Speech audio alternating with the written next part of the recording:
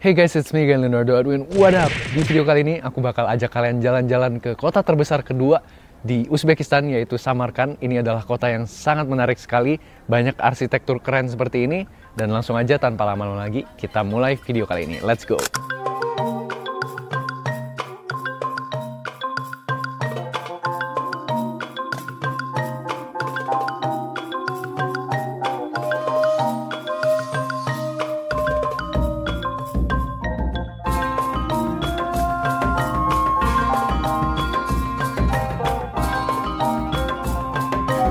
Sebelum aku mulai videonya, aku mau kasih sedikit background dan informasi tentang kota yang satu ini.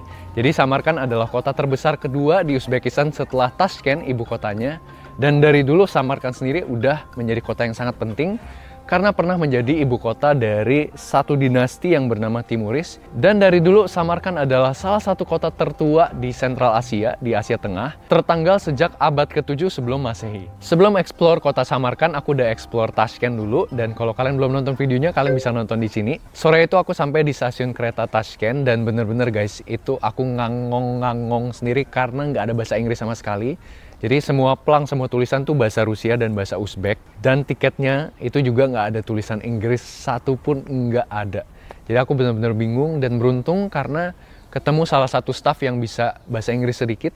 Jadi dia lumayan ngebantu aku lah, walaupun kita juga banyakan pakai bahasa isyarat sih sebenarnya. Oke, kita boarding naik kereta. Ini keretanya lumayan tinggi.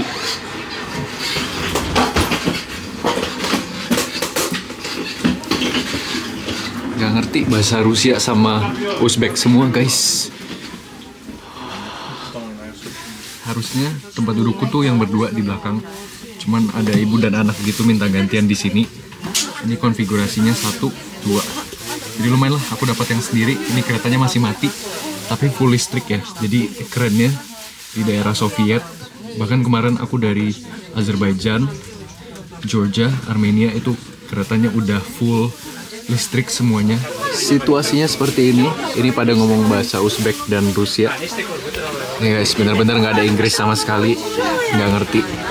Di depan ada meja. Oh, mejanya kayak gini. Lucu ya locknya. Locknya malah kayak lobang gitu. Terus di sini ada tempat net, footrest. Nggak ada colokan. Tapi ada ini USB plug, cuman masih belum nyala, masih belum ada listrik, keretanya masih belum dinyalain. Kita masih menunggu 20 menit. Ini harusnya berangkat jam 7:30. Keretanya berangkat tepat waktu dan gak lama setelah aku duduk, aku langsung ketiduran guys.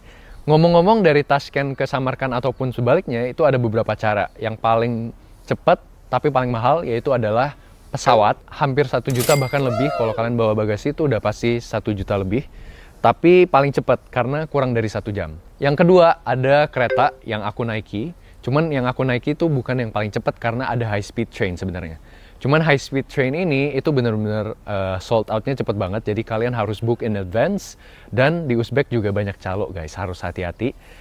Cuman kalau kalian udah yakin, udah ada tanggal pastinya, aku saranin kalau kalian memang mau ke Samarkand dari Tashkent, pakai kereta sih paling enak, paling worth it.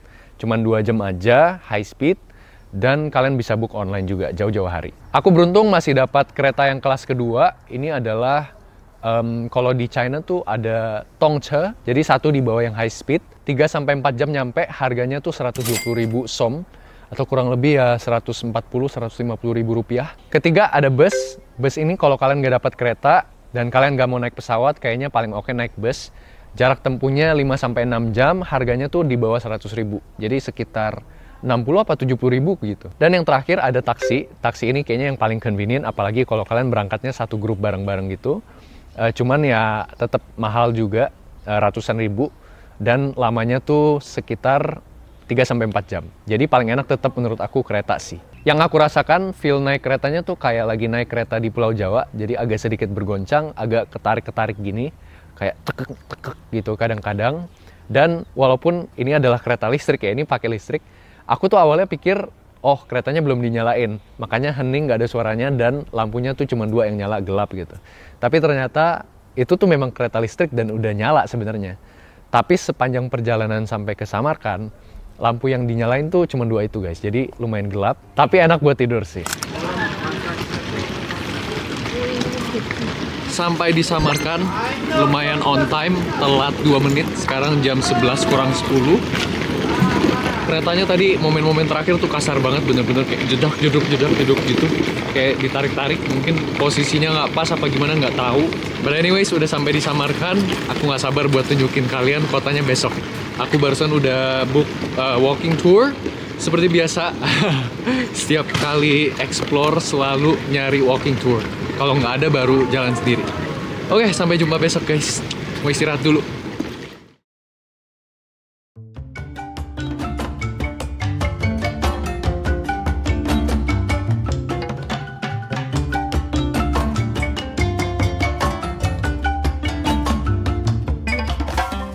Selamat pagi dari Amir Timur Mausoleum. Ini adalah salah satu ikon yang sangat terkenal di Samarkand. Arsitekturnya Islami. Ini dibangun dari arsitektur Persia. Ini gate-nya. Dan ini adalah mausoleum atau makam dari Amir Timur. Amir itu adalah raja dan Timur adalah nama orangnya. Jadi Timur ini adalah seorang pahlawan nasional di Uzbekistan. Beliau termasuk orang yang sangat cerdas sekali. Lahir di kalangan orang biasa, nggak ada darah raja sama sekali. Pada umur 7 tahun beliau sudah bisa baca tulis, dan pada usia 10 tahun beliau itu udah bisa baca Quran. Makanya nickname-nya adalah Sahib Quran pada zaman itu. Singkat cerita, beliau membangun empire, kerajaan namanya Timurese Empire. Itu gede banget sampai mencakupi 20 negara yang ada di dunia sekarang. Pada zaman itu masih empire gitu, belum negara. Mencakupi negara-negara besar zaman sekarang kayak India, Pakistan, bahkan sampai Eropa juga. Dan ini adalah salah satu tempat yang ia bangun. Samarkand adalah ibu kotanya kerajaan beliau. Dulu abad ke-14 ini sebenarnya adalah sebuah Islamic Learning Center. Di sini sebenarnya ada madrasah kayak sekolah Islam. Di sebelah sana ada masjid. Dan ini dibangun di abad ke-15, itu sebenarnya buat cucunya yang meninggal duluan gitu. Nah, cuman karena gempa di abad ke-17, jadi ini udah tidak berbentuk lagi. Ini juga udah tidak berbentuk.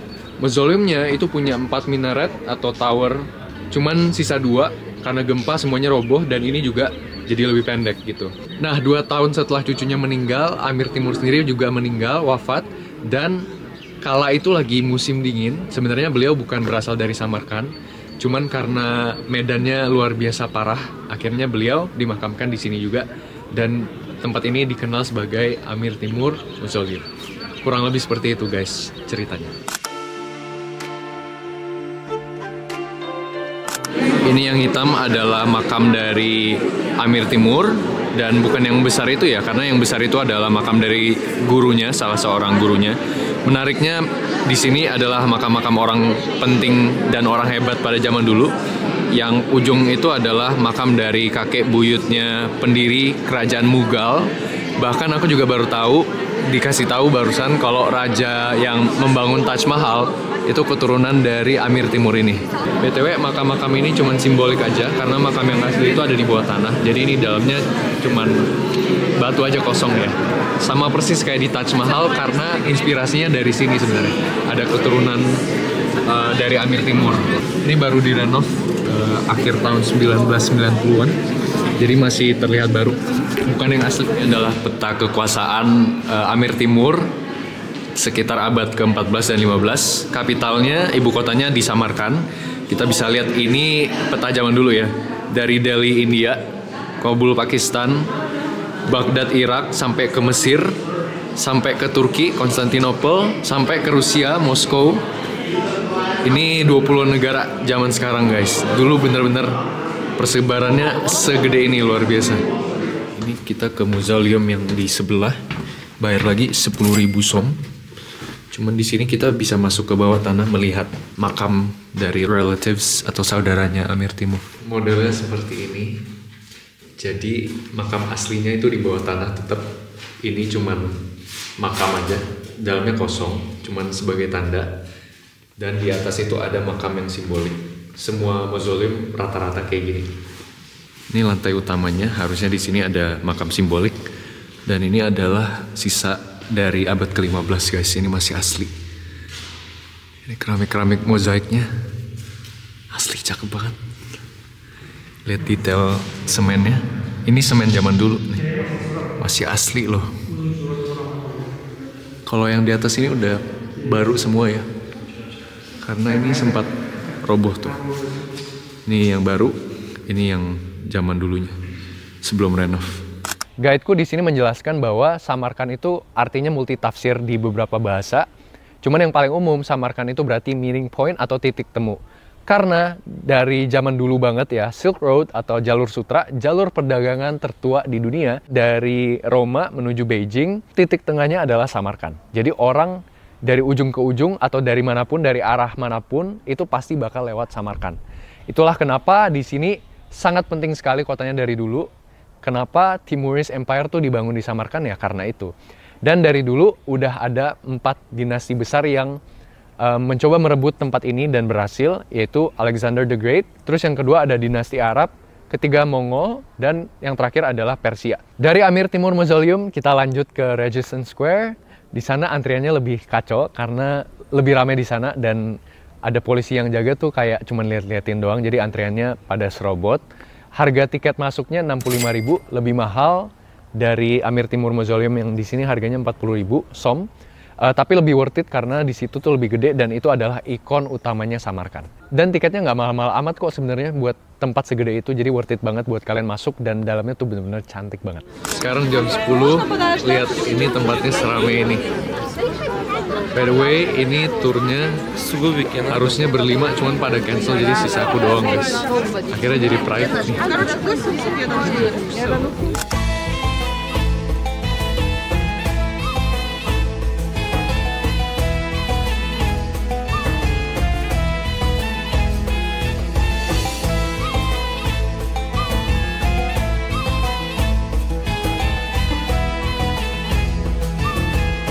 Oke, sekarang kita udah masuk ke Regent Square. Kalau kalian pernah lihat foto-foto tentang kota Samarkand di Uzbek, ini adalah tempat yang sangat ikonik sekali. Jadi ini dari abad ke-15 dibangun oleh salah satu cucu dari Amir Temur. Ini dulunya adalah madrasah atau ya universitas Islam. Bentuknya masih asli, cuman ini sempat direnovasi. Kalau yang di sini, ini dulunya adalah caravanserai atau hotel zaman dulu banget ketika para traders itu lewat Silk Road, lewat Jalan Sutra, mereka bakal tinggal di hotel di belakangku, caravanserai. Kalau kalian ke Turki, ke negara-negara yang dilewati Silk Road itu banyak sekali. Dan ini dulunya adalah hanaka atau hostel, jadi hotel yang lebih murah, bahkan bisa gratis juga buat orang-orang peziarah, pejalan kaki, nomads itu tinggalnya di sini. Nah, tapi pada abad ke-17 itu sempat gempa dan tempat ini dibangun lagi. Ini udah beda bentuknya, udah bukan hanaka lagi, tapi ini adalah madrasah juga. Jadi di sini kalian bisa lihat ini yang paling miring karena ini sempat kena gempa dan direstorasi masih menjaga bentuk aslinya dari abad ke-15. Kalau yang dua ini roboh guys pada abad ke-17 dan dibangun lagi. Sekarang dua-duanya menjadi madrasah. Dan yang di tengah ini ada masjidnya karena di situ ada dome-nya, kalian bisa lihat. Nanti aku bakal ajak kalian ke sana.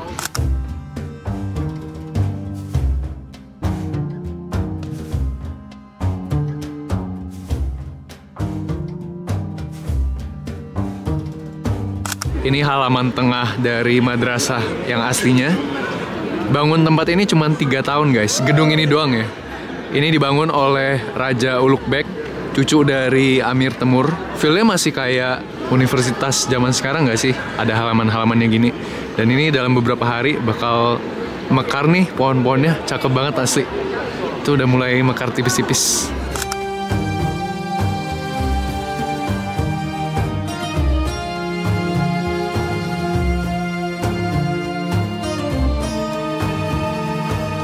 Ini adalah patung lilin dari Ulugh-Beg. Ini rajanya, sekaligus guru besar di sini ya. Dan ini adalah murid-muridnya nih. Wah, kelihatan gagah, perkasa sekali loh beneran. Dari wataknya tuh keren gitu. Ini bukanlah sebuah tea house atau tradisi ngeteh, tapi ini adalah proses KBM atau kegiatan belajar mengajar kala itu guys. Jadi kalian bisa lihat ini ada anak kecil, ada bapak-bapak, range usianya tuh dari 15 tahun sampai 40 tahun. Gurunya ada di tengah dan inilah proses mengajarnya seperti ini. Dari Ulugh-Beg Madrasah kita lanjut ke gedung sebelahnya yang di tengah. Ini adalah yang bagian masjid. Itu ada kubahnya, mari kita coba masuk ya. Ada mimbar untuk imam.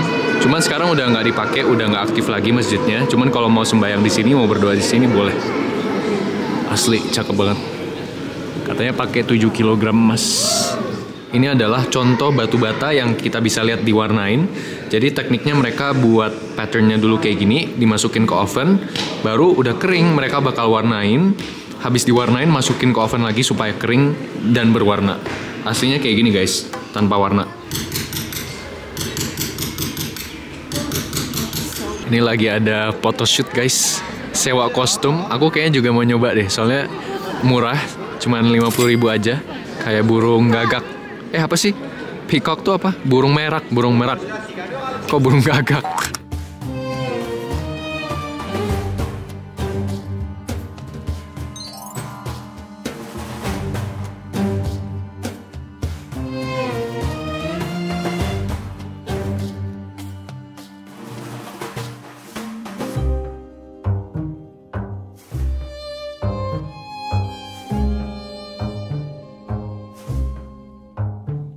Sekarang udah jam 1 siang, kita lanjut ke stop ketiga, yaitu Bibi Hanum Mosque.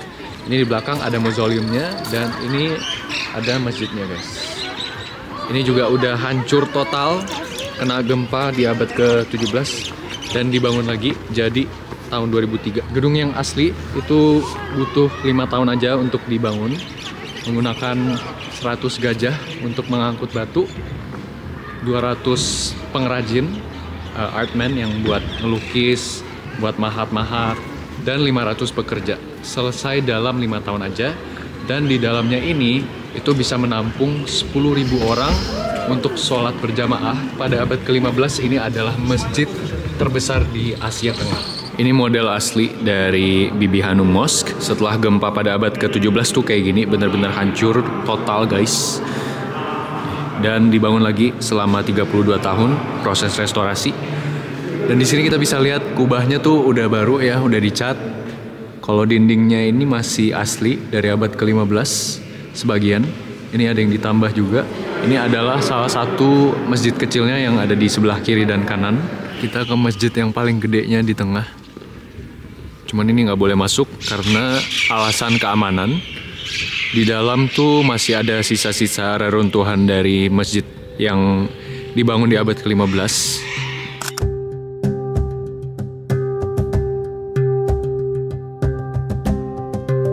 Nama masjid ini Bibi Hanum, dibangun oleh beliau sendiri.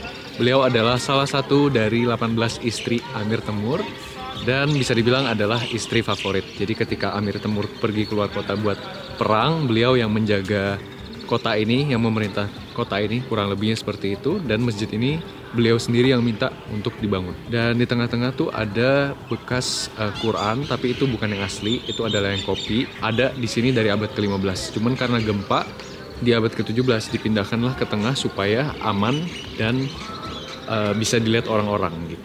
Di masjid kecil satunya ini udah dicat, kasih gambaran kurang lebih mozaik, dan lukisannya tuh seperti ini. Bener-bener cakep sekali ya guys. Kalau kalian masuk ke Bibi Hanum Mosque, jangan lupa di sampingnya ada Siop Bazaar. Ini adalah pasar tempat semuanya guys, jajanan, oleh-oleh. Paling murah katanya di sini. Bukannya dari jam 7 sampai jam 7. Dan aku sekalian mau cari oleh-oleh buat dibawa pulang. Nih, kita lihat manisan-manisannya.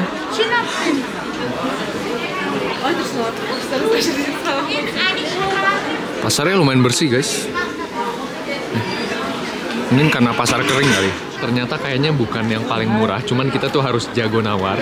Soalnya aku barusan nanya harga magnet di sini tuh masih lebih mahal dibanding tadi. Aku ada lewat satu tempat gitu, aku lihat harganya beda. Jadi harus jago nawar. Kalau kalian mau dapat harga murah. But anyways, di sini ngomong terima kasih itu rahmat, bener-bener R-A-H-M-A-T, rahmat. Kadang orang bilang rahmat, kadang bilang rahmat. Ternyata itu berasal dari bahasa Arab kayaknya ya. Di Indonesia juga ada kan, rahmat Tuhan yang Maha Kuasa.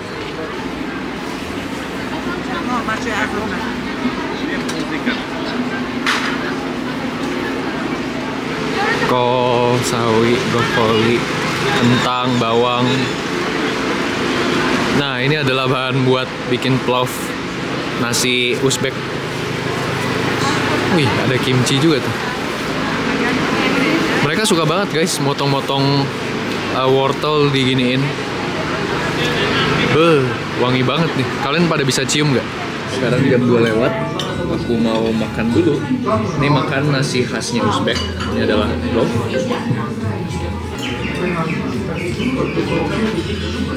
Nasinya belum matang. Masih keras.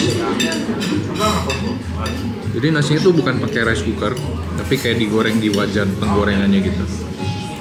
Cuman rada dikukus, jadi dikasih air, ditutup.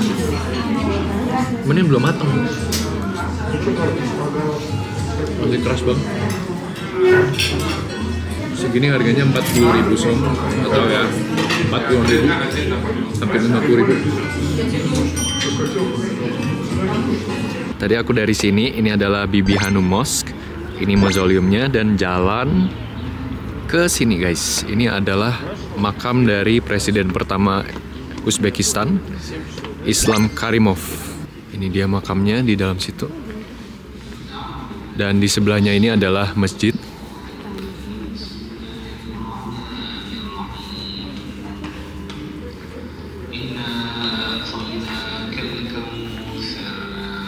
Dari sini kita bisa lihat view kota Samarkand yang wapi pol guys. Itu pegunungan es.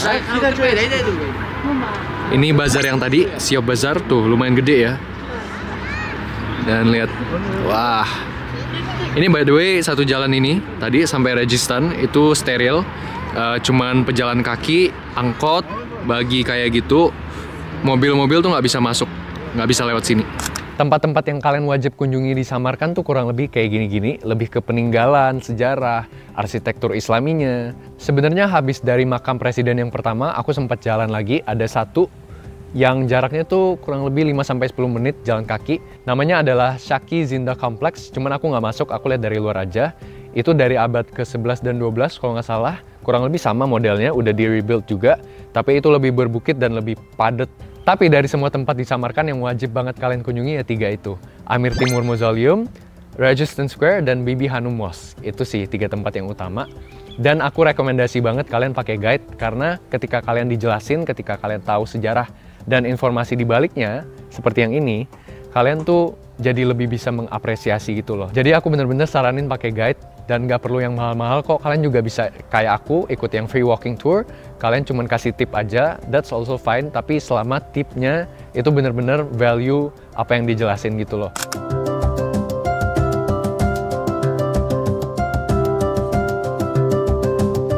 Sekarang udah mau jam 8, aku barusan istirahat sama jalan-jalan keluar. Sekarang mau makan Samarkand plov lagi, cuman ini kelihatannya lebih legit. Daging sapi juga, tapi toppingnya lebih banyak. Ini ada bawang bombay, ada bawang putih goreng juga, masih setengah siung. Oke, mari kita coba ya. Dan ada cabai juga akhirnya. Cuma 1.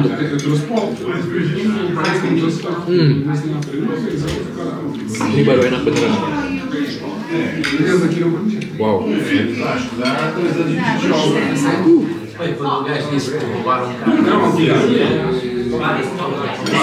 Yang ini enak.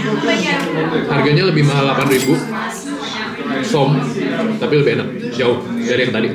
Bawang putihnya juga udah digoreng, jadi nggak mentah. Enak banget. Bawang putihnya lumer guys. Wow.